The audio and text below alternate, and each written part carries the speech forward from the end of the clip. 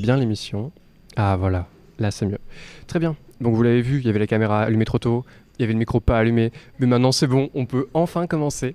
Donc je disais, on est trop heureux de faire cette émission. Comme vous le voyez, on n'est pas dans ma chambre du tout. On est au cinéma La Dolce Vita à Andernos, qui nous accueille gentiment cet après-midi.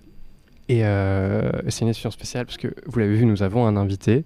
Il y a quelques mois de ça, avec Guillaume qui fait partie de l'équipe, nous avions vu à Cannes le film Les Magnétiques, qui avait été une vraie bouffée d'air frais, plein d'énergie, plein d'amour. Et quand on reçoit tout ça, on ne peut que essayer de la redonner.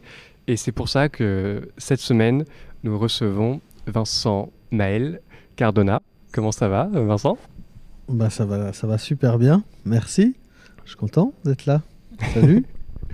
Et donc, comme vous le voyez, je ne suis jamais seul en émission, sinon c'est pas marrant. Je serai cette semaine accompagné donc de Agathe. Ça va, Agathe ? Ça va. Cool. Et enfin, Guillaume, toujours là, toujours sur le coin du cadre. Hein. Oui, on change pas. toujours dans la marge.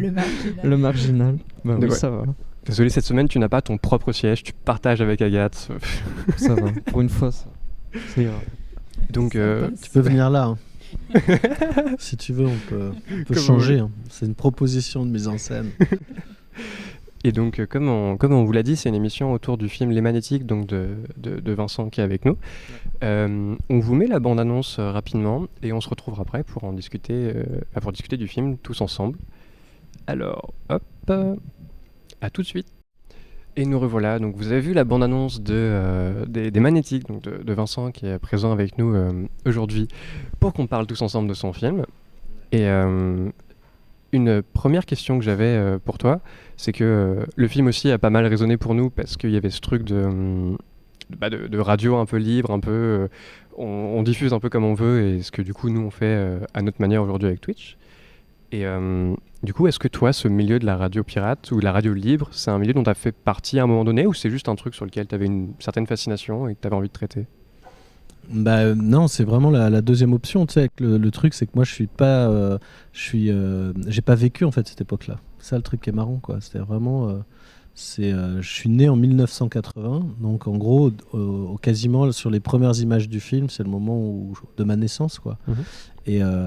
Et par contre, ce qui est drôle avec ce film, c'est que moi, j'ai toujours eu l'intuition qu'il y avait un lien très fort entre ce dont on avait envie de parler. Nous, la génération de l'entre-deux, quoi. Donc nous qui avions 20 ans l'an 2000, et il nous semblait que ce moment qu'on n'avait pas connu, mais qui nous a quand même bercé, avait un lien très fort avec l'époque actuelle. Et il y avait comme une surprise, alors pas de ma part, mais par exemple des producteurs ou des distributeurs, ou de s'apercevoir au moment où on commence à montrer le film, et quand on voit les gens qui voient le film, il y a eu par exemple, il est allé dans des festivals comme ça, et la première fois, il a eu un prix des lycéens, par exemple. Genre, ouais. Chelou. Eux, ils étaient sûrs que le cœur de cible, c'était les gens qui avaient vécu l'époque, quoi. Qui allaient être trop contents de revoir les cassettes, leur enfance, leurs 20 ans. Ah, c'était chouette, c'était cool, c'était le bon temps, c'était voilà. Et en fait, après, tu as un autre festival, encore un prix des jeunes, encore un autre truc, encore des jeunes gens qui ce film leur parle. Et là, tout le monde commence à faire, non mais attends, qu'est-ce qui se passe, c'est censé être un truc de vieux et nous, d'une certaine manière, on disait, mais c'est pas notre époque. Nous, ce qui nous intéresse là-dedans, c'est parce qu'il y a quelque chose qui est au contraire, la genèse, le début de notre époque actuelle. Et c'est ça qui nous intéressait. Et après, plus on a creusé, travaillé et tout ça, et c'est ce que je te disais juste avant, c'est-à-dire que moi, là, par exemple, là, ce qu'on est en train de faire typiquement, très précisément, ce truc-là, pour moi, ça me fait vraiment vachement penser à ce qui est mis dans le film, c'est-à-dire ce qu'ils font au début Radio Varso, c'est-à-dire cette énergie-là, à un moment donné, de prendre la parole, de demander l'autorisation à personne, de se soumettre à aucune forme d'autorité, d'apprendre le métier, d'avoir des diplômes, de je sais pas quoi, non, de dire, nous, à un moment donné, on a envie de passer du son, on a envie de dire des trucs à la radio, et ben, on se débrouille, on bricole un émetteur, on trouve des trucs, enfin, je vois tout ça, je vois ton matos et tout, je me dis, voilà, c'est Philippe d'aujourd'hui. Et ça a toujours été mon intention, mon intuition première dans ce film-là, quoi. Et c'est comme si on s'était gouré au fond, planté dans ce qui était la cible du film. C'était presque c'est pas celle qu'on croyait. Presque. Enfin, moi, et j'en ai fait pas mal des avant-premières, tu vois, dans cette tournée. Et ça se vérifie. Oui, parce que donc, tu dis que tu as fait pas mal d'avant-premières, ou même tout court de séances où tu as accompagné, parce qu'il me semble que tu as fait à peu près 90 salles pour le moment en France, donc tu as vraiment pu aller le voir.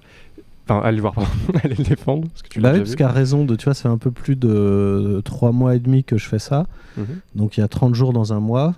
Donc je suis à 93, ou non, là je suis peut-être à 91. Il m'en reste peut-être 2. Là, je vais au Festival de Moscou. Voilà, donc à la fin, j'arriverai, je crois, à 93 lors du dernier décompte. Et ça fait quasiment à peu près en moyenne une salle par jour, quoi. Ce qui est pas mal comme ratio. Ce qui est pas mal. Et donc tu disais que c'était une époque donc, que tu n'avais pas vécue. Et je crois que Guillaume avait une question du coup sur ce choix d'époque, si je dis pas de bêtises. Parce que comme tu disais, donc, tout le collectif, vous y étiez pas... Guillaume. Pardon, oui. Donc vous étiez pas né, donc vous n'avez pas connu cette époque. Donc pourquoi donc, t'as à peu près répondu, donc pourquoi vous avez choisi ça. Et donc il y a quelque chose du fantasme et donc de l'illusion. Aussi donc parce que le film s'ouvre sur la mort de Bob Marley, sur l'élection de Mitterrand, mais en même temps il y a le service militaire, donc il y a l'illusion, la désillusion, et donc et aussi il y a la ville de Paris qui est idéalisée par le personnage de Philippe. Donc est-ce que ce thème de l'illusion, c'était quelque chose dont vous vouliez parler pour le film ? Oui. Oui, parce qu'effectivement, le point de départ, après, il y a une part d'intuition et puis après des choses qui se confirment et qui se précisent. Et tu vois, ça évolue en fait le truc entre ce qu'on veut faire au départ, ce qu'on écrit, et aujourd'hui de voir le film terminé, de voir où il en est, de voir comment il réagit, comment il résonne avec le monde actuel, etc. Bon. Mais en tout cas, au tout début, pour moi, ce qui m'intéresse, c'est un moment historique politique qui s'appelle le tournant de la rigueur. Je sais pas, vous voyez ce que c'est le tournant de la rigueur ?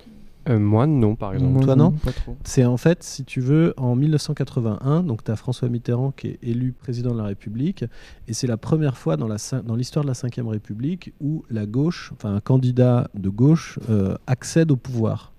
Donc tu as tout un peuple de gauche qui voit ça comme plus qu'une bonne nouvelle. C'est-à-dire, ils se disent « Ah, enfin, la vie va changer, quoi. En gros, on va changer le monde. Tout va changer. » C'est une occasion gigantesque. Et ça a été possible grâce à, d'ailleurs, l'union des socialistes et des communistes. Et il y a un programme qui est un programme très ambitieux qui s'appelle le programme commun à l'époque. Et c'est vrai que pendant 2 ans, entre 80 et 83, il y a un certain nombre de mesures qui sont prises politiquement et qui changent très concrètement la vie, le rapport à l'économie pour tout le monde. Et puis au bout de 2 ans, donc 2 ans seulement d'une certaine manière, il y a ce moment qu'on a appelé le tournant de la rigueur et qui est un moment clé dans l'histoire politique française récente où ce gouvernement socialiste se dit il y a un choix à faire. Un choix à faire par rapport notamment à une pression qui est à l'époque déjà une pression internationale, mais précisément européenne. Il y a un truc qui s'appelle le SME, le système monétaire européen. Soit ils continuent leur politique, mais ils vont devoir sortir du SME, donc s'exclure, une sorte de Frexit avant l'heure, avant l'Union européenne. Soit ils arrêtent, ils reviennent, ils se conforment à une forme d'orthodoxie économique, budgétaire. Et à ce moment-là, ils peuvent rester au sein du SME. Et donc, il y a une pression qui pèse sur l'exécutif français à ce moment-là. Et le choix qui va être fait, c'est un choix d'abandon de ce programme de gauche particulièrement ambitieux, quoi. Avec l'idée d'ouvrir ce qu'ils appellent à l'époque une parenthèse libérale, c'est-à-dire un moment où, ok, là, on n'a pas la possibilité, si on le fait, on va dans le mur. Il faut qu'on consolide un petit peu nos acquis, nos bases, mais on reviendra à notre programme dès lors qu'on aura un petit peu consolidé notamment l'équilibre budgétaire et nos bases économiques. Et on sait bien que ce moment-là, qui est 1983, l'ouverture de cette parenthèse, n'a jamais été refermée. En fait, c'est le début d'une séquence qui conduit en gros jusqu'à aujourd'hui, grosso modo. Et donc ça nous intéressait de revenir sur ce moment-là parce qu'on avait le sentiment que c'est justement une sorte de point de départ important de la séquence dans laquelle on est, pour essayer encore de comprendre c'est quoi ce moment dans lequel on est. Hein. C'est en gros la grande question du film, c'est quel est le moment dans lequel on est, quoi. Et donc c'est toujours un peu bizarre, mais c'est vrai que nous on a le sentiment que pour essayer de comprendre ça, il faut qu'on retourne au moment où ça commence, et on a le sentiment que le moment où ça commence, c'est ce moment-là, quoi. 1983, et donc avec autour l'idée, justement pour revenir à ta question, après quelques petits virages, c'est un moment de désillusion pour nous, par rapport à, en tout cas, un peuple de gauche, c'est-à-dire une bonne majorité de la population française à ce moment-là, un moment de très grande désillusion par rapport à l'espoir qui était né en 81 autour de slogans comme « changer la vie », etc. À un moment donné, une sorte de sentiment de trahison par rapport aux engagements, aux promesses qui avaient été faites, quoi. Et c'est pas tout à fait ce qu'on a découvert. Et c'est là où, en gros, le film, depuis son intuition originaire, qui était de faire un film sur le tournant de la rigueur, a évolué. Parce que au moment où on commence du coup à se documenter sur cette époque qu'on n'a pas vécue, hein, eh ben on s'aperçoit qu'on tombe sur autre chose. C'est-à-dire qu'on tombe sur... Nous, on pensait qu'on voulait s'intéresser à la jeunesse, à ceux qui avaient 20 ans en 1981, pour voir un peu leur désillusion, à quel point ils pouvaient être dépités ou quoi. Et on tombe pas là-dessus, en fait. On tombe sur une génération à qui, en 1983, le gouvernement a l'air de dire « Bon, écoutez, on est désolé, en fait, ça va être chacun pour soi ». Et une génération qui répond merci, enfin, t'es gentil, on n'a attendu personne, on était au courant depuis longtemps, quoi. Et effectivement, dans la musique, dans un certain nombre de productions artistiques de cette génération, justement, c'était comme si déjà l'attente dans ce que pouvait la politique était très, très largement entamée, et que pour eux, ils avaient déjà intégré, c'est déjà, en gros, c'est les premières générations qui arrivent sur le marché du travail en même temps que le chômage de masse. Ils avaient intégré l'idée que ça allait être compliqué, et que ça allait pas se jouer, en tout cas pour eux, ça allait pas se jouer à ce niveau-là, au niveau de la politique de parti. Que ça allait se jouer probablement ailleurs. Nous, on a été stupéfaits de découvrir, de rencontrer cette jeunesse qui a 20 ans en 1981. Alors une partie, hein, c'est pas toute la jeunesse, mais cette partie-là de la jeunesse nous a vachement intéressés, nous a complètement fascinés, parce qu'on s'est dit, mais c'est nous. C'est nous. Et non seulement c'est nous, mais c'est encore plus vous, quoi. C'est encore plus, c'est-à-dire tout ce qui va progressivement se prospérer comme affect, comme attitude, comme posture, avec les générations après génération à partir de ce moment-là. Comme si on voyait le moment d'éclosion d'un rapport au monde qui allait se généraliser aujourd'hui. Et le film, ça essaye d'être ça. Ça essaye de parler de ça. C'est pour ça que le film s'ouvre sur Joy Division, qui pour vous représente un peu cet esprit, donc groupe emblématique du post-punk. Yann Curtis, qui est une sorte d'ange noir, qui pourrait faire penser aussi un peu au personnage de Jérôme, du coup, qui on peut. C'est pour ça aussi. Ah oui, complètement. Joy Division, c'est exactement, typiquement, complètement ce son qui, donc, faut rappeler que Yann Curtis, il meurt déjà à 23 ans. N'importe quoi. 23. Il a même pas fait les 27. Il est loin du club des 27. Non, mais 23 ans. C'est un enfant. 23 ans. Et il a fabriqué, construit des textes d'une densité poétique, littéraire colossale. Bon, il y a eu des précédents. En France, on le sait bien. Mais musicalement, c'est aussi un son qui va complètement, je veux dire, c'est extrêmement contemporain, Joy Division aujourd'hui, dans l'humeur, dans le son, dans ce qu'on entend, quoi. Et ça va marquer et configurer je ne sais combien de groupes jusqu'à encore aujourd'hui des jeunes de je sais pas, 13-14 ans qui se mettent à faire de la musique, à essayer 3 trucs sur le synthé, à sortir une guitare, et qui retrouvent cette sonorité-là, et qu'on retrouve ce qu'on appelle tout le mouvement post-punk aujourd'hui. Donc il y a une sorte de posture visionnaire, presque prophétique, complètement dingo dans ce personnage. Donc le film, oui, effectivement, commence sous ce très haut patronage The Joy Division, ouais, clairement. Et donc, il me semble que toi, Agathe, tu avais une question vis-à-vis de la musique, justement, si tu veux C'est ce que enchaîner. j'allais dire. On sent un attrait pour la musique. Est-ce que, comme Philippe, vous aviez des cassettes audio? Et si oui, lesquelles? Enfin non, au moins la première et celle qui avait le plus de valeur à vos yeux. Alors ça va pas être la même chose entre la première cassette que j'ai eue et celle qui avait le plus de valeur à mes yeux. Ce qui est normal. Mais voilà, mais moi, pour être très clair, je le redis, c'est-à-dire que le film n'est pas un film sur ma jeunesse ni sur mon enfance. Moi, je viens beaucoup plus moi, je suis vraiment un enfant des années 90. En gros, voilà, je suis né en 1980, donc mais je sais pas moi, mais un livre comme le livre de Nicolas Mathieu est beaucoup plus proche de de mon ressenti, de mon rapport à ma jeunesse et le monde que j'ai connu quand j'étais petit, quand j'étais jeune, quand j'ai grandi et tout, quoi. Mais effectivement, même dans les années 90, il y avait encore, il y avait les deux, il y avait les CD, il y avait les cassettes, mais il y avait encore des cassettes. Donc moi, j'ai quand même un rapport très charnel, sensible à ce que c'est que la cassette, quoi. Et avec des manipulations et des gestes et des choses par rapport au magnétophone, par rapport à cette technologie analogique qu'on voit dans le film et qui est glorifiée dans le film. Ouais, effectivement, j'ai un rapport réel à ça, quoi.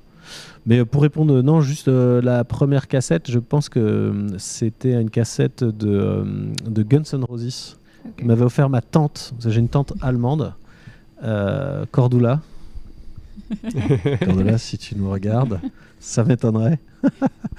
Et donc, je sais pas si tu te souviens de cette cassette je crois que c'était November Rain. Et c'est mon premier souvenir en tout cas de cassette, quoi, qui m'a vraiment. Mais après, la cassette. C'était quoi l'autre question? Celle que j'ai préférée? Et celle qui a le plus de valeur à vos yeux. Ah. La vraie réponse ou la... C'est très dur. Non, ouais, Non, mais il y a une cassette qui a énormément de valeur à mes yeux, mais qui est vraiment musicalement pas du tout dans l'axe. Mais je me suis fait opérer de l'appendicite quand j'avais 12 ans. Non, pas 12 ans, enfin j'étais en CM2, donc on a quel âge en CM2? 10 ans? Ouais, Oui, 10 ans. Ouais, 10 ans, ouais. Et mon père m'avait amené une cassette parce qu'on restait à l'hôpital. Et tu vois, à cet âge-là, on est petit, quoi.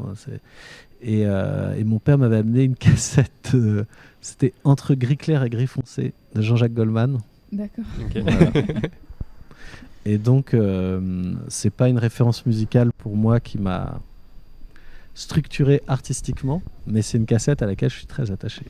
Et je me souviens très bien de la pochette et tout ça, et puis aussi de ce que ça raconte sur justement le rapport à la musique et au sentiment, à l'ordinaire. Voilà. C'est aussi ça, la musique. C'est aussi une sorte d'immédiateté. Ce que le film dit, par exemple, à un endroit, je ne sais pas si vous voyez dans le salon de coiffure, le rapport à une autre musique qui est un peu à l'écart du reste de la bande-son, qui est très pointue. Et là, on a une musique de Claude Michel Schoenberg, qui est le premier pas. Il y a une musique où il y a ce qu'on dit un peu plus de variété, où il y a plus de facilité émotionnelle, mais qui m'intéresse aussi comme matériel affectif. Et à part si toi tu voulais continuer sur ta question, peut-être. Après, vas-y, continue. Dans Fonce. la technicité des gestes, on sait que rembobiner une cassette, ça se fait avec un stylo bille.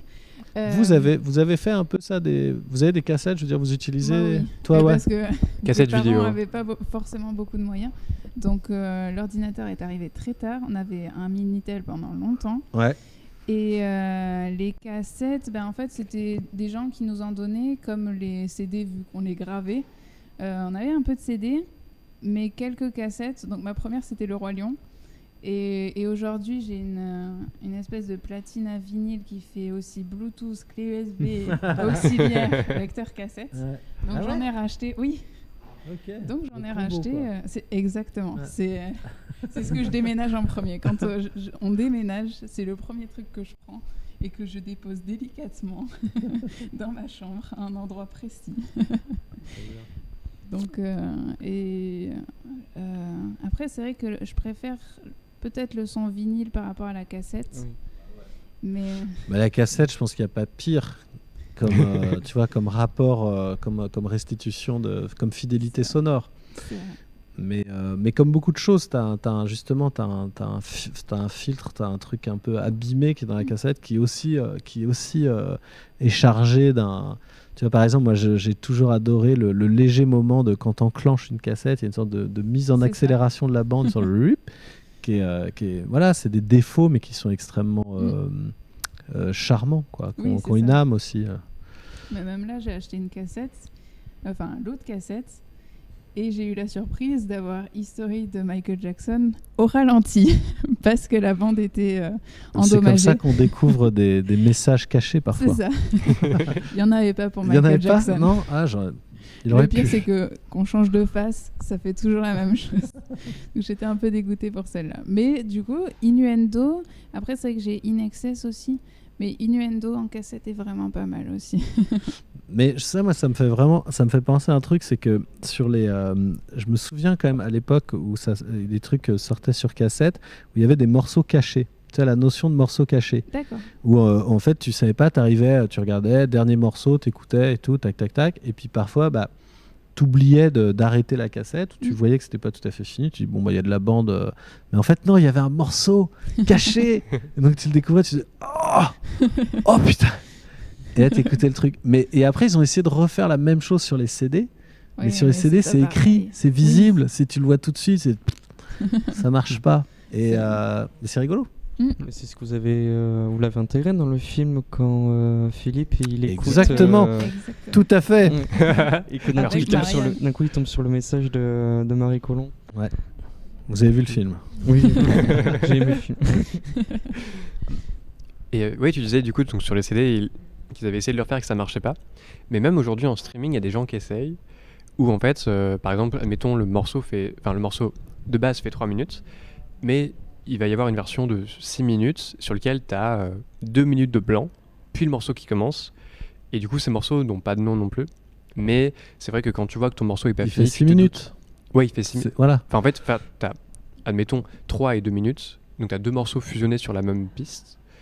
Mais bon, vu que tu vois que ton timer, il est pas fini, ça marche moins bien. Mais ouais. Et sinon, pour donc continuer sur le côté analogique, il y avait quelque chose que tu avais dit, je crois quand on était à Crayon, que j'avais trouvé assez intéressant, c'est que donc déjà le film fait très, très hommage à tout ce qui est analogique, mais que par exemple aujourd'hui on est moins analogique, il y a plus ce signal qui part et qui est transmis en entier sans être recoupé. Là aujourd'hui ça peut être le cas. Et Ah oui. oui, tu vois ce que je veux Ouais, dire? carrément. Bah ça, c'est un peu, oui, ça c'est une sorte de grande conviction un peu chelou, mais je suis persuadé que c'est étayé par plein de travaux très savants et plein de choses auxquelles j'ai pas encore eu accès, quoi. Mais en gros, c'est l'idée que toute l'histoire enfin, je pense qu'on est dans une époque qui va nécessairement non seulement réinterroger, mais entrer en crise dans notre rapport à la technique. Et on le voit bien, tu vois, des mouvements de technophobie, etc., qui sont en train aussi de se structurer, qui sont en train de retrouver des sources anciennes, de renouer avec toute une littérature, toute une pensée, justement, des rapports de l'homme à la technique, avec des auteurs comme Simondon qui étaient un petit peu délaissés, qui ressortent, où on comprend que des penseurs de la technique comme quelque chose qui n'est pas extérieur à l'homme, contrairement à ce qu'on pense. Il y a l'homme d'un côté, la technique de l'autre, mais de penser comme une sorte de prolongement de ce qu'est l'humain, etc. Enfin bref, plein de choses passionnantes. Et ma conviction, c'est que la révolution numérique, qui est quand même quelque chose de relativement récent, est peut-être et probablement d'ailleurs l'événement le plus important pour essayer de comprendre, enfin ça et l'évolution démographique, qui sont vraiment deux phénomènes, deux évolutions qui ont des impacts considérables. Mais la révolution numérique, pour la comprendre, peut-être que pour moi, la porte d'entrée, c'est le rapport, ce que tu disais, la différence entre quelle rupture elle introduit avec justement la technique. Et en fait, toute notre histoire, depuis les silex, toute l'histoire de la technique, progressivement, c'est une histoire des techniques analogiques, d'une évolution, mais au fond, ça reste dans le cadre global de ce qu'on appelle les technologies analogiques. C'est-à-dire qu'il y a une forme de continuité entre le signal de départ, donc ça peut être un son qu'on va reproduire, une lumière, donc une photo, une scène, etc. Et les différentes techniques qu'on utilisait gardent un lien, une forme de continuité avec le signal de départ. Comme par exemple les courbes. Tu vois, les courbes retrouvent, c'est une manière de transcrire des signaux, mais en gardant une sorte de caractère infinitésimal dans la traduction du signal d'arrivée. Alors que la grande rupture numérique, c'est qu'on code. C'est-à-dire qu'on transforme des signaux qui sont des signaux, en gros, d'ondes, à un moment donné, par des 0 et des 1, donc par un code numérique. Et ça, c'est une rupture fondamentale. Et on voit bien qu'il y a plein d'impacts, qu'il y a une accélération. Ça ne change pas, au fond, l'évolution technique et technologique, simplement, ça l'accélère. Et ça l'accélère et ça lui donne des perspectives qui sont incroyables, qui nous permettent beaucoup de choses, mais justement qui nous dépassent. Et qui donne, par exemple, des réflexions aujourd'hui sur l'intelligence artificielle ou des raisonnements où on a bien conscience qu'il y a des puissances de calcul, des puissances de raisonnement qui sont possibles par ces machines numériques qui dépassent même notre capacité humaine à les comprendre. De la même manière, pour moi, que par exemple les images qu'on peut aujourd'hui filmer, l'évolution de la résolution, par exemple, des images, dépasse de loin ce qu'on peut voir. C'est-à-dire que là, on a passé une sorte presque de frontière où l'évolution technologique ne sert plus le rendu visible humain. Alors ça sert à des histoires comme par exemple ton plan serré là, que tu peux faire, parce qu'effectivement tu es dans une définition qui est supérieure à... Donc tu peux resserrer, rentrer dans ton image sans qu'il y ait de différence de rendu, mais ça interroge, c'est-à-dire que quelque part on pourra continuer à faire du 12K, du 24K, du 1000K, d'une certaine manière, ça ne sert plus à rien pour notre œil. On ne voit plus la différence. Moi, ça me fait penser à une autre histoire, je ne sais pas si c'est un rapport, mais quand Spielberg, justement, on en parlait tout à l'heure, a fait Jurassic Park. D'accord. Donc ils utilisent des nouveaux calculateurs pour fabriquer les effets spéciaux, pour fabriquer donc en 3D les dinosaures. Et une fois qu'ils ont fabriqué les dinosaures, donc ils ont vraiment reconstitué des dinosaures écaille par écaille, et ils ont reconstitué les bestioles depuis le petit vers le tout, l'ensemble. Et quand ils faisaient des essais et qu'ils regardaient les dinosaures, c'était nul, ça faisait pas réel, ça fonctionnait pas. Et pour marcher, en fait, ils ont dû enlever du détail, enlever de la précision, mettre des flous, enlever de l'information parce qu'il y avait trop d'informations et donc ça faisait faux. C'est-à-dire que le vrai, c'est pas le plus précis. C'est une sorte de juste milieu. Vous voyez ce que je veux dire ? Et je trouve qu'on est à un endroit technologique qui est un peu comme ça, quoi. Mais d'ailleurs, du coup, ce phénomène dont tu parles c'est trop précis, donc on voit qu'il y a un truc et c'est désagréable. C'est un truc qu'en anglais on appelle l'Uncanny Valley, donc on pourrait traduire par une espèce de vallée du malaise, plus ou moins. Et oui, c'est ça, c'est ce truc de c'est trop parfait, il n'y a pas d'imperfection qui en fait serait propre à la vraie vie. Mais sinon aussi, ce que je voulais rajouter, dont tu parlais de la façon dont on peut commencer à se réapproprier un peu les façons dont on utilise les différentes technologies, et que par exemple, j'imagine ces derniers mois, vous avez dû au moins entendre une fois le mot Bitcoin ou ce genre de choses. Et alors je vais essayer d'être très très simple, parce que c'est pas pour rentrer dans de la technique, mais que là par exemple, la façon dont Internet évolue, en gros on peut le couper en 3 phases. Donc le web 1.0 où c'est tout le monde a son blog et on va sur le blog de machin, rien n'est centralisé. Puis vers 2010, on commence donc à avoir les Facebook, les Twitter, machin, et en fait on va plus sur les blogs de machin, on va sur Facebook, et sur Facebook, je retrouve les liens de tous les blogs. Et que là, et pour moi ça commence à être un peu minime, mais via notamment, par exemple, je vais prendre l'exemple du Bitcoin parce que du coup les gens voient à peu près ce que c'est. Le truc c'est que là, au lieu que par exemple, donc tu es une grosse entité, donc Facebook ou là par exemple des banques, c'est en gros chacun redevient son propre serveur et on fonctionne tous ensemble, et si jamais tu ne veux pas faire partie de cette grosse blockchain, comme ils appellent ça, en fait, c'est pas grave, t'en fais juste pas partie, mais ça permet d'être plus, par exemple, maître de ce qui t'appartient ou pas, ou que même, je sais que dans l'équipe, je vous ai embêté, parce qu'on utilise par exemple une application qui s'appelle Signal, qui permet du coup en fait, ouais, que tes messages, ils te concernent toi, la personne à qui tu parles, mais pas une personne qui serait dans le coin, qui ferait, bah, tiens, c'est à moi aussi. Et que, notamment, bah, en fait, nous, sur la façon dont ils faisaient l'émission, moi, je me suis posé plein de questions. On le fait sur YouTube, on le fait sur Twitch, on le fait sur Facebook, je sais pas quoi. Et que, par exemple, un truc qui, du coup, se rapprocherait un peu plus des radios pirates. Parce que là, par exemple, nous, alors, c'est minime, hein, mais des fois, il y a des mini-revenus qui se font parce qu'il y a des pubs ou ce genre de choses. Ça va à Amazon. Ce qui, idéologiquement, c'est pas trop ce qui nous plaît. Mais que, par exemple, avec la blockchain, justement, ce qui pourrait exister, c'est, bah, en fait, on se remet à diffuser de nous-mêmes. Ouais. Et en fait, bah, les gens viennent se connecter sur mon serveur. Et mon serveur, si jamais il n'est pas assez fort, bah, heureusement, j'ai les serveurs des copains que je connais pas et qui, du coup, voilà, viennent réhéberger ça. Et que je suis très curieux, voilà, parce que c'est mon côté geek, mais de voir comment ça va évoluer ces prochaines années. Mais que là où on avait tendance à avoir tout centralisé, mais autant que ce soit, bah, par exemple, le téléphone, enfin, je trouve ça génial. On a une caméra, on a un micro, on peut appeler les gens, on peut se déplacer. C'est bon, je m'entends. Ok, bon. Donc bon voilà, je faisais un gros blabla je suis très curieux de voir comment, bah, je sais pas quand ça va couper, mais de comment va évoluer Internet. Bah, on était arrivé à la blockchain. Oui, non mais je sais, mais tu sais, c'est que Et du je coup j'ai trouve pas que envie de c'est reprendre tout. plutôt bon signe.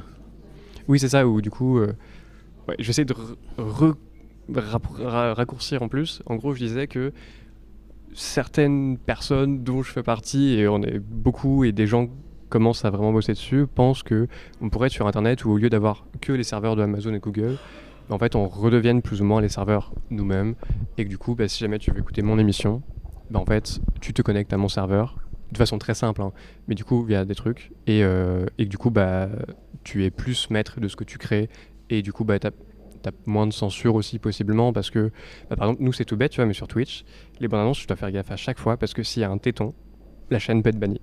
Tu vois, et c'est chiant. Ne mettez plus de tétons dans vos films.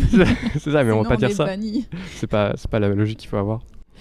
Mais Non, donc, mais coup, c'est vrai, ça fait partie justement de toute cette notion un peu de réappropriation de, bah, je sais pas comment tu l'appelles, moi je l'appelle le cyberespace. Ouais.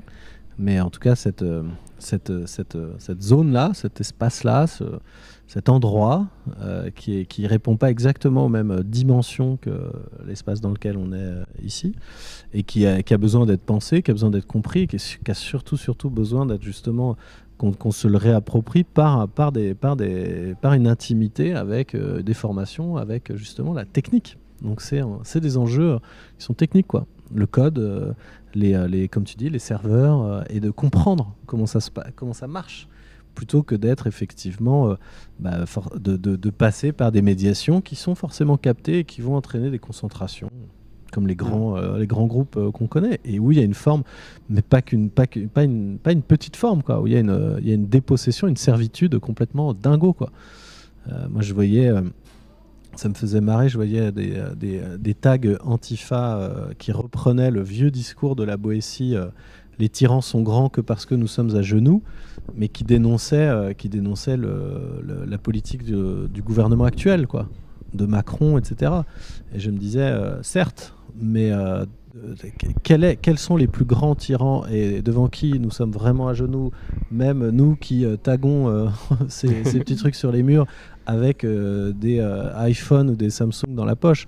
Enfin, notre degré de servitude à l'égard des géants de la tech, elle est juste complètement dingo. Enfin, on accepte, et on le sait, sans problème. On accepte le fait qu'il n'y a plus d'intimité, que tout ce qu'on dit, tout ce qu'on peut dire de plus secret, de plus intime, de plus dangereux, de ce qu'on donne de nous-mêmes. On sait comme toi en ce moment, comme nous, là, on est en train de nourrir des flux qui servent à d'autres. On est en train de fabriquer du contenu, quoi. Toutes ces notions-là, on en est parfaitement conscient, et il n'y a pas de souci. Ça s'appelle la servitude volontaire. Et ça date pas d'hier. Oui. Mais donc, peut-être qu'on va revenir au film, du coup, après moi qui nous a emmenés sur... Philo. Mais non, mais moi je trouve ça parfait.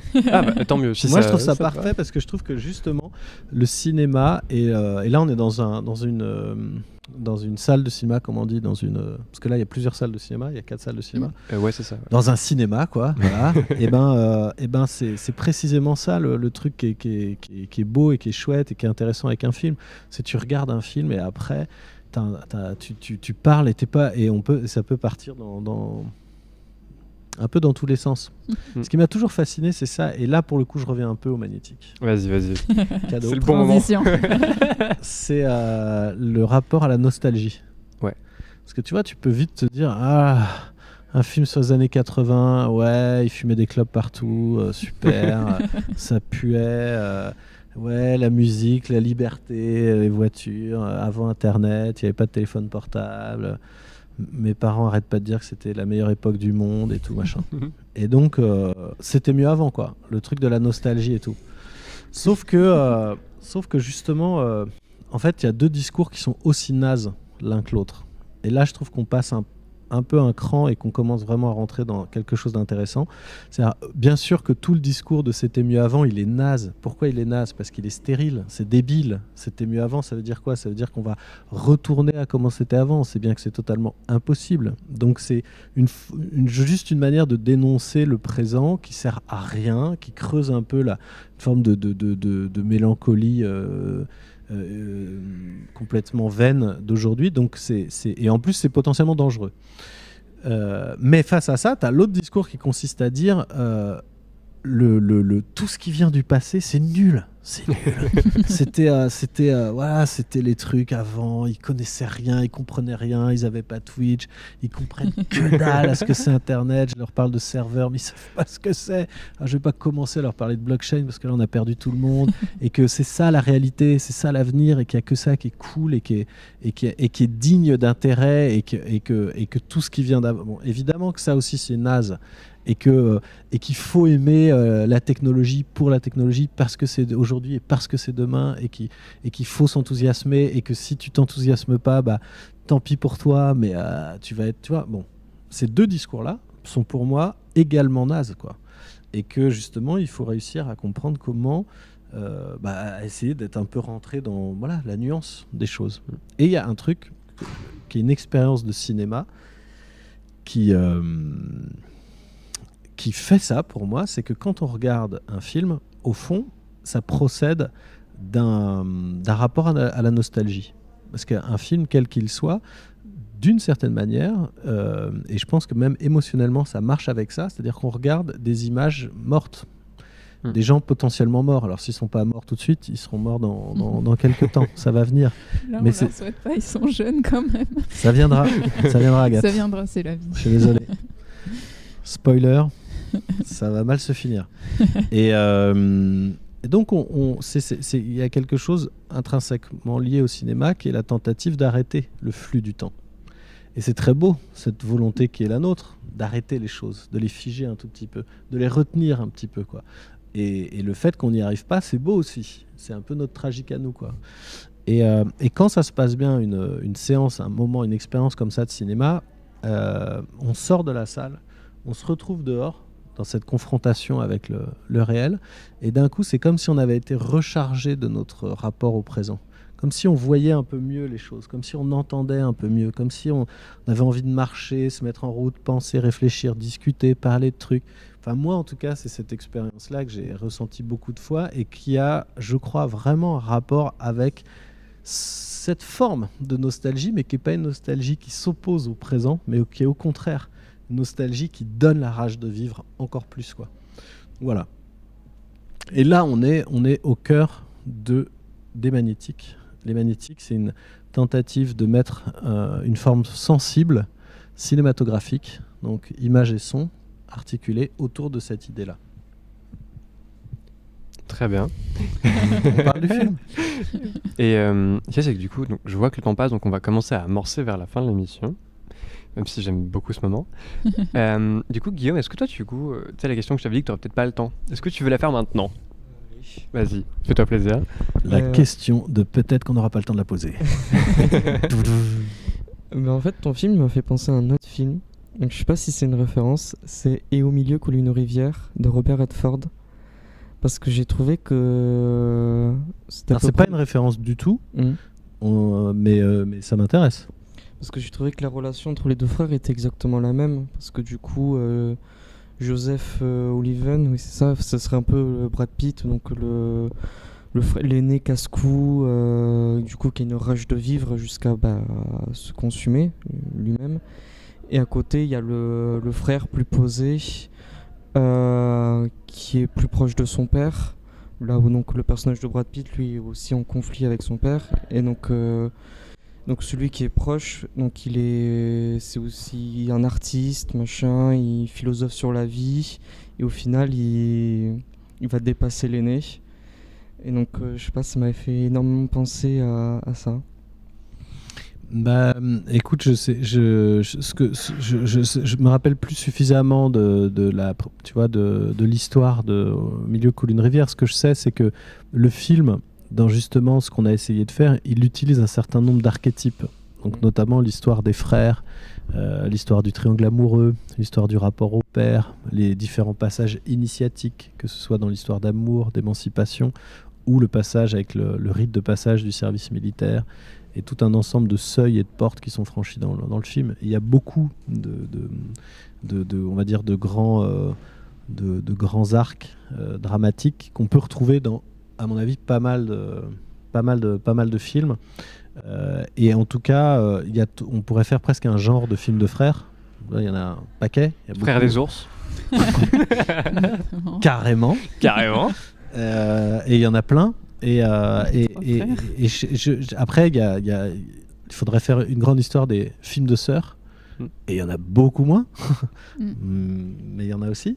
Non, je pense dans le film de frères, je sais pas, en plus, il commence il y a un bout de temps, pour le coup. Enfin, il y a des réminiscences de récits antiques, mythiques, mythologiques. Déjà biblique. Oui, biblique, puis Romulus et Rémus, tout ça. Par exemple, mais il y en a tout un paquet. Abel et Caïn aussi, etc. Mais il y a d'abord, moi, dans l'idée, c'était vraiment, ça peut paraître bizarre, mais c'était de donner au film, en utilisant ces archétypes et en les assumant, en les présentant aussi comme des archétypes d'une certaine manière, l'idée justement d'axer le regard autour de cette sensation d'un mythe fondateur. C'est-à-dire qu'à la fois, c'est une histoire qui est l'histoire de Philippe, de son frère Jérôme, de leur père, de Marianne. Et en même temps, je pense, on peut ressentir que c'est une sorte d'histoire qui dit autre chose que cette histoire, qui est cette histoire de famille, qui est cette histoire de... Tu vois, c'est vraiment la notion de tragédie ordinaire. Au fond, le film, il raconte pour moi ce que c'est une tragédie ordinaire. Alors, il y en a plein, des films qui racontent des tragédies ordinaires. Là, il se trouve, c'est un accident de voiture. Mais il y en a plein, c'est les épreuves de la vie, c'est ce qu'on rencontre tous à un moment ou à un autre, des histoires de deuil, de séparation, d'éloignement, de rencontres, de disparition, etc. Et peut-être la petite différence pour les magnétiques de ce qu'on a voulu faire, c'est insister plus, souligner le mot tragédie dans tragédie ordinaire, de parler d'une tragédie, c'est-à-dire d'en faire un récit presque mythique, fondateur. Et là, en l'occurrence, si tu veux, c'est pas Rémus et Romulus, mais c'est Jérôme, le monde d'avant. Jérôme analogique versus Philippe numérique. Et Philippe, il sait pas encore qu'il est numérique, mais il va le devenir très très vite. Et donc, c'est une sorte de proto-geek, tu vois, un geek avant les geeks. Et c'est comment ces deux frères qui sont... je crois que toutes les histoires de frères, c'est des histoires les deux faces de la même pièce. Donc c'est quelque chose d'inséparable. Et quand l'inséparable est séparé, il y a toujours un événement, toujours une création, quelque chose qui jaillit de ça. Donc moi, c'est vraiment à cet endroit-là que tranquillement, on a voulu mettre le film sans forcément non plus l'imposer. On peut le regarder un peu comme on a envie, mais si on a envie de le regarder comme ça, je pense que c'est intéressant. Et il y a deux, trois petits... Il y a à boire et à manger. Et donc du coup, nous allons devoir finir l'émission avec une grande tristesse dans l'âme. Donc ton film est encore en salle, donc, Les Magnétiques. Voilà, pour nous, pour toute l'équipe, ça a été vraiment un gros coup de cœur, chacun quand on l'a vu à différents moments. Et, et c'est le genre de film où, en fait, c'est con, mais quand je suis sorti, après c'est peut-être aussi parce qu'on a eu plein de films qui nous avaient fait chier, mais on s'est dit, mais en fait c'est cool. Et j'ai presque pas envie d'en dire plus. Après, on a eu plein d'idées, mais il y avait ce truc de, ok, j'ai passé un bon moment, il y a plein de trucs à analyser, mais même si je veux pas aller les analyser, en fait, c'est chouette, il y a des belles images, il y a de la bonne musique, ça joue bien, et en plus, c'est des gens qu'on connaît pas, donc c'est chouette de voir des nouveaux visages, quoi. Donc voilà, nous, voilà, on vous le recommande chaudement. Voilà. Est-ce que toi, tu voulais dire un dernier mot? Parce que moi, j'ai un dernier truc à faire. Écoute, moi, mon dernier mot, c'est merci Sol. C'était merci d'être cool, venu. cette émission. Merci Agathe. Merci Guillaume. J'aime bien revenir à un petit côté émission de télé, un peu à l'ancienne, en direct d'Andernos. Non, mais et puis les quelques jours qu'on a passés ensemble, c'était cool. Ouais, c'est vrai. Et donc du coup, habituellement dans l'émission, on finit par un morceau à chaque fois que je choisis. Mais exceptionnellement, vu que... Bon, en plus, il était à moitié question qui est peut-être du public et tout, donc j'avais pas prévu la mise en scène, c'était galère. Mais donc ton film m'avait fait penser à un poème de Frida Kahlo qui s'appelle Ma nuit est un cœur qui bat, qu'elle avait écrit pour Diego Rivera, et donc qui parle de leur amour à distance où ils ne peuvent pas être ensemble, ils sont séparés par des centaines de kilomètres. Et c'est un poème qu'elle ne lui a jamais envoyé. Et j'aimais bien déjà ce rapport des amoureux séparés par la distance, et aussi ce truc de ne pas réussir à dire, qui est quand même un thème important pour ton personnage principal. Et donc voilà, je comptais finir l'émission cette fois-ci en vous lisant donc Ma nuit est un cœur qui bat de Frida Kahlo.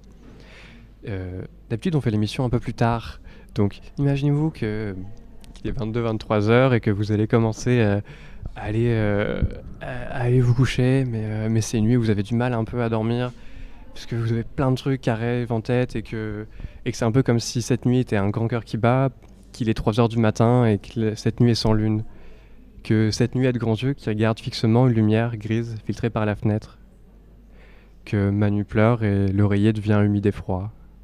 Alors ma nuit est longue, longue, longue, longue et semble toujours s'attirer vers une fin incertaine. Manu me précipite dans ton absence. Je cherche ton corps immense à côté de moi, ton souffle, ton odeur. Manu me répond. Vide. Manu me donne froid et solitude. Je cherche un point de contact, ta peau. Où es-tu? Où es-tu? Ma tête erre, mes pensées vont, viennent et s'écrasent. Mon corps ne peut pas comprendre. Mon corps te voudrait. Mon corps, cet aléa mutilé, voudrait un moment s'oublier dans ta chaleur. Mon corps appelle quelques heures de sérénité. Ma nuit est un cœur en serpillière. Ma nuit sait que j'aime te regarder. Chaque courbe de ton corps, reconnaître ton visage, le caresser. Mais ma nuit m'étouffe du manque de toi, ma nuit palpite d'amour. Celui que j'essaye d'endiguer, mais qui palpite dans la pénombre, dans chacune de mes fibres. Mes nuits voudraient bien t'appeler, mais ma nuit n'a pas de voix. Alors, à un moment, elle aimerait oublier ce temps qui massacre. Mon corps, lui, ne peut pas comprendre. Il a autant besoin de toi que de moi. Peut-être qu'après